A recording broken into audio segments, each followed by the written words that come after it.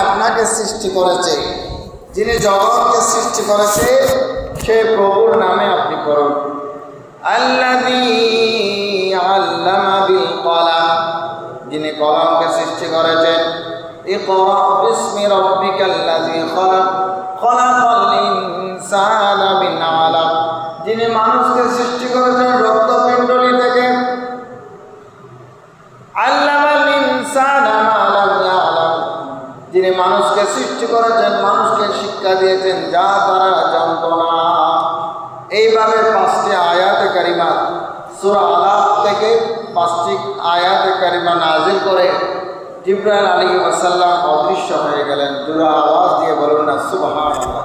সেখান থেকে পড়া শুরু হয়েছে। জাহেল যুগে তারা অজ্ঞতার কারণে ঝগড়া বিবাদের মধ্যে লিপ্ত থাকত, ধৈর্যতা তাদের মধ্যে ছিল না। এই অজ্ঞতা থেকে গোটা জাতিকে আল্লাহর হাবিবের মাধ্যমে আল্লাহ রব্বুল ইজ্জত ফিরিয়ে এনেছেন এবং ফিরে আনার মন্ত্র হলো পড়ালেখা। উচ্চ আওয়াজে বলুন না সুবহানাল্লাহ। প্রিয় হাজিরিন, এরপরে সূরা রহমানের মধ্যে আল্লাহ রব্বুল ইজ্জত ঘোষণা দিচ্ছেন, বিসমিল্লাহির রহমানির রহিম, আর রহমান আল্লামাল কুরআন। রহমান তিনি দয়াময়, যিনি কোরআন শিক্ষা দিয়েছেন। যিনি কোরআন শিক্ষা দিয়েছেন আল্লাহর হাবিব সাল্লাল্লাহু আলাইহি ওয়াসাল্লামকে, তো যাকে কোরআন শিক্ষা দিলেন, কোরআনের মধ্যে সব কিছু আছে না নাই? কোরআনের মধ্যে পৃথিবীর শুরু থেকে শেষ পর্যন্ত এমন কোনো বিষয় নাই যেটা কোরআনের মধ্যে নাই। সুতরাং বোঝা যায় আল্লাহর হাবিব সাল্লাল্লাহু আলাইহি ওয়াসাল্লামকে আল্লাহ রাব্বুল ইজ্জত ইলমে গায়েব দান করেছেন। জুড়ে বলুন না সুবহানাল্লাহ। প্রিয় হাজিরিন, এরপরে ইলমের ব্যাপারে আল্লাহ রাব্বুল ইজ্জত আরো ঘোষণা দিচ্ছেন, বিসমিল্লাহির রহমানির রহিম, ইয়ারফা'ুল্লাহুল্লাযীনা আমানু মিনকুম ওয়াল্লাযীনা উতুল ইলমা দারাজাত। আল্লাহ রাব্বুল ইজ্জত ঘোষণা দিচ্ছেন, যারা মুমিন আছে আল্লাহ রাব্বুল ইজ্জত তাদেরকে মর্যাদাবান করবেন। ওয়াল্লাযীনা উতুল ইলমা দারাজাত, মুমিনদের থেকে, মুমিনদের মধ্য থেকে যারা ইলমে দ্বীন অর্জন করবে, আল্লাহ রাব্বুল ইজ্জত তাদের মর্যাদাকে আরো বেশি বুলন্দাজ করবেন। উচ্চ আওয়াজে বলুন না সুবহানাল্লাহ। যারা মুমিন বান্দা, মুসলিম মুমিন, খাঁটি মুসলমান, আল্লাহ তাদেরকে মর্যাদাবান করবেন। আবার মুমিনদের মধ্য থেকে যারা আল্লাহর দ্বীন ও জ্ঞান অর্জন করবে, কোরআন সুন্নাহর জ্ঞান, আহলে সুন্নাত ওয়াল জামাতের জ্ঞান অর্জন করবে, তাদের মর্যাদাকে আল্লাহ আরো বাড়িয়ে দিবেন। উচ্চ আওয়াজে বলুন না সুবহানাল্লাহ। প্রিয় হাজিরিন, তাহলে ইলমে দ্বীন, ইলম মানে হলো কোনো কিছুর জ্ঞান অর্জন করা। কোরআন সুন্নাহর মধ্যে বিভিন্ন আরবি ডিকশনারিতে এসেছে ইলম শব্দের অর্থটি হলো কোনো কিছু অর্জন করা, কোনো জ্ঞান অর্জন করা, জ্ঞান, কোনো কিছুকে জানা। ইসলামের পরিভাষায় আল্লাহ রাসূলের সম্পর্কে, কোরআন সুন্নাহ সম্পর্কে এবং দুনিয়ার যে আল্লাহ রাব্বুল ইজ্জত প্রাকৃতিক যে রহস্য রেখেছেন, সেগুলো জানার নামই হলো জ্ঞান। উচ্চ আওয়াজে বলুন না সুবহানাল্লাহ। তাহলে এই ইলমটা হলো দুই প্রকার। একটা হলো ইলমুদ দুনিয়া, দুনিয়ার যে বেঁচে থাকার জন্য উপকরণ আছে সেগুলো। এই দুনিয়ার জ্ঞান, কেউ লয়ার হয়, কেউ ডাক্তারি পাস করে, কেউ ইঞ্জিনিয়ার হয়, এইভাবে যত ইত্যাদি ইত্যাদি, সায়েন্স বলেন, আর্টস বলেন, কমার্স বলেন, যত ধরনের জ্ঞান, এমনকি আল্লাহ রাব্বুল ইজ্জত কিছু জ্ঞান দিয়েছে সেগুলোর জন্য কোনো প্রতিষ্ঠানের দরকার নেই। যেমন পশু পাখির যে জ্ঞান আছে, পশু পাখি কি কোনো ইঞ্জিনিয়ার বিশ্ববিদ্যালয় করছে? এই চড়ুই পাখি, বাবুই পাখি যখন বাসা বাঁধে, ইঞ্জিনিয়ারকেও ফেল করবে। তো বাবু পাখি কি কোনো ইঞ্জিনিয়ারিং কলেজ করেছে? করে নাই।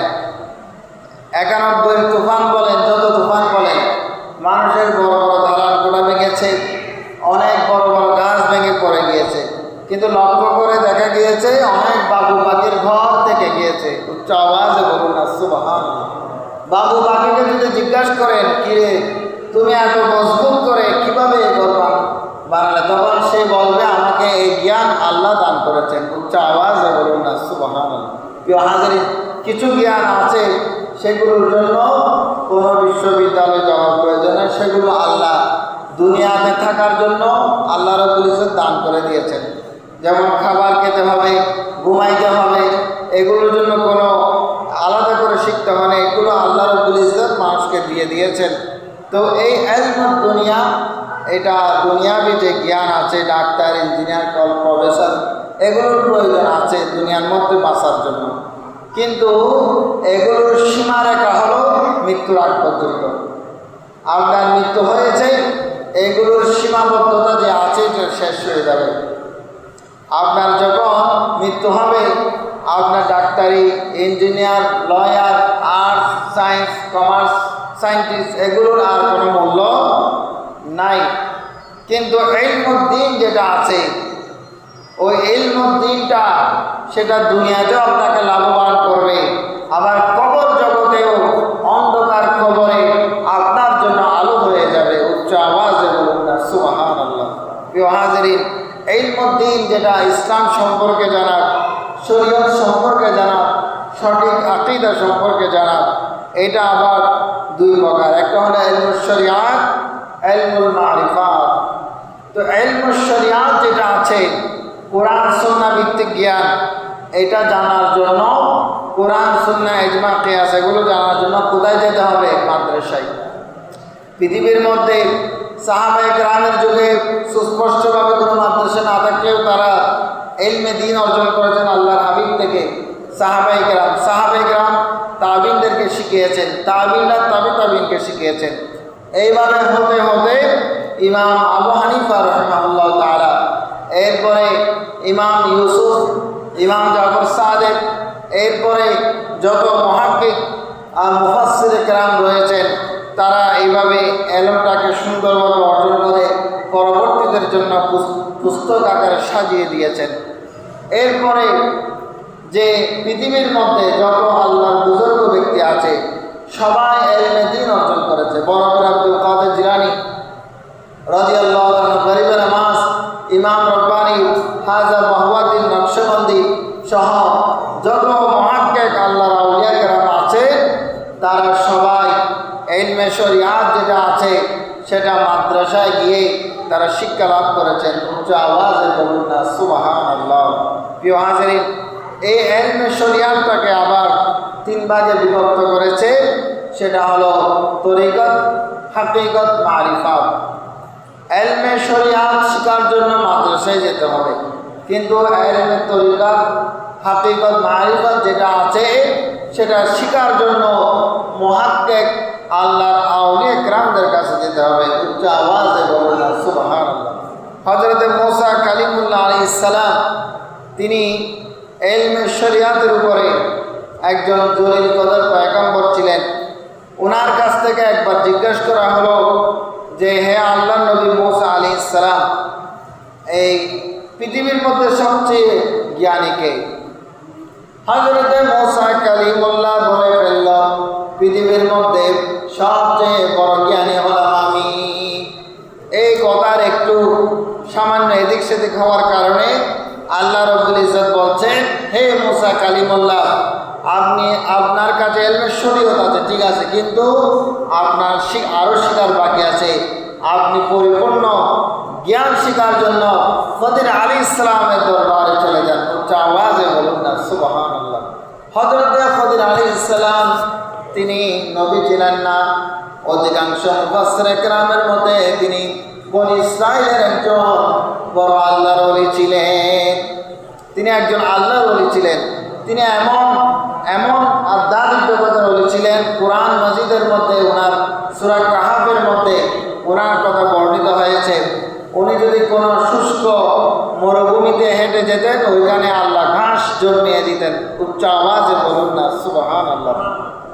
এই আল্লাহর ওলি হযরত খিজির আলাইহিস সালামের কাছে মুসা কালিমুল্লাহ, ওনার সহচর ছিলেন হযরত ইউশা বিন নূন আল খাদিম, তিনিও নবী।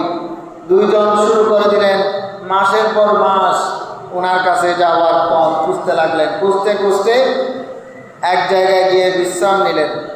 ঘুম থেকে উঠে মুসা কালিমুল্লাহ আলাইহিস সালাম বললেন যে আমরা কিছু খাবার এনেছি, মাছ ভুনা করে এনেছি, সেটা দাও। ইউশা বিন নুন যেখানে বিশ্রাম নিলেন সেখানে হাতটা ধুয়ে মাছ ঠিক আছে কিনা দেখলেন, না ঠিক আছে, তিনিও ঘুমিয়ে গেলেন। ঘুম থেকে উঠে দেখলেন মাছ আর নাই। তখন মুসা কালিমুল্লাহ জিজ্ঞাসা করেন, কিরে মাছটা কই? বলে যে হুজুর এটা তো ওই আমি ঘুমানোর আগে একটু হাতটা ধুয়েছিলাম, একটা পুকুর একটা সমুদ্রের পানি দেখলাম, ওইখানে হাতটা ধোয়ার পরে ওই মাছটাকে দেখেছি ওটা আছে কিনা, দেখার পরে আবারও রেখে দিয়েছি, কিন্তু এখন উঠে দেখছি ওটা নাই।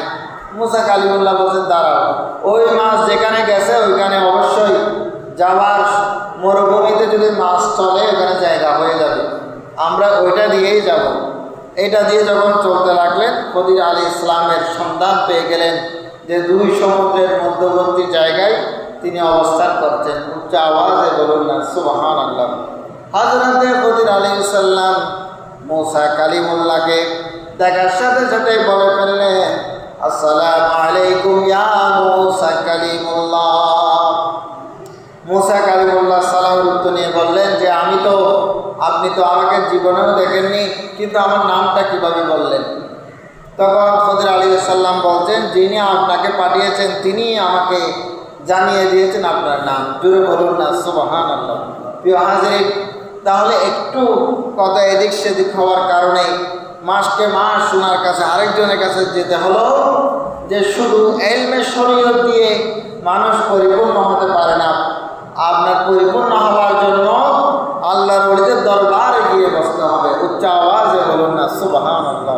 প্রিয় হাজিরিন, এরপরে মুসা কালিমুল্লাহর সাথে অনেক দূর উনি রওনা করলেন।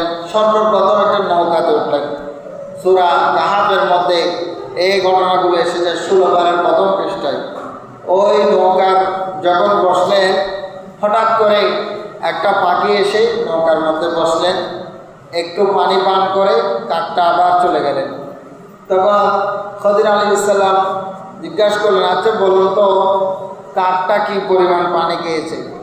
বলে যে আমি কি করে জানবো যে এই কাকটা যে মহাসমুদ্রের থেকে একটু করে পানি খেয়েছে, ওইটুকু জ্ঞান আল্লাহ আমাদেরকে দিয়েছেন। উচ্চ আওয়াজে বলুন না সুবহানাল্লাহ। আর বাদ বাকি এই বিশাল সমুদ্রের জ্ঞান হলো আল্লাহর কাছে আছেন। উচ্চ আওয়াজে বলুন না সুবহানাল্লাহ। এরপরে নদী পার হলেন, হযরতে মুসা কালিমুল্লাহ নামলেন। খদির আলাইহিস সালাম ওনার ব্যাগ থেকে একটা কোরাল বের করলেন। কোরাল বের করে ওই নদীটা মাঝিওয়ালা বললেন, আপনারা নেককার মানুষ, ফরহেজগার মানুষ, আল্লাহর পয়গম্বর, সুতরাং আপনাদের নৌকার কোনো ভাড়া দিতে হবে না, আপনাদের নৌকার কোনো ভাড়া দেওয়ার প্রয়োজন নাই, যে আপনারা চলে যান। তখন তিনি নামার সময় খদির আলাইহিস সালাম তিনি কোরাল দিয়ে তার নৌকাটা ছিদ্র করে দিলেন। মুসা কালিমুল্লাহ তো রেগে গেলেন যে এই মাঝি ভাই আমাদেরকে একেবারে কোনো পয়সা ছাড়া পার করে দিলেন, আর আপনি তার ইচ্ছা করে আপনি তার নৌকাটা কেন ভেঙে দিলেন? তখন খদির আলাইহিস সালাম বলছেন যে আপনি তো একটু রাগান্বিত, আপনি ধৈর্য ধরতে পারবেন না, আপনি এখান থেকে চলে যান। বলছেন না না, আপনি চুপ থাকবো, আমি আর কিছু বলবো না, আপনার কাজে আর বাধা দিব না। ক্বালা লাম আকুল লাকা ইন্নাকা লা তাস্তাতি'উ মা'ইয়া সবর। এরপরে হযরতে মুসা কালিমুল্লাহ খদির আলাইহিস সালাম একটা মাঠ দিয়ে অতিক্রম করলেন। ছোট ছোট কিছু বাচ্চারা মাঠের মধ্যে খেলা করে। ছোট ছোট কিছু বাচ্চারা মাঠের মধ্যে খেলার মধ্যে মগ্ন রয়েছে। একটা বাচ্চাকে ডাকলেন, ডেকে গলা টিপ দিয়ে মেরে ফেললেন। হযরতে মুসা কালিমুল্লাহ তো আরও রাগান্বিত হয়ে গেল যে আপনি একবার নৌকাটাকে ছিদ্র করে দিলেন, এইবার একটা বাচ্চাকে, নিষ্পাপ বাচ্চাকে মেরে ফেললেন। তখন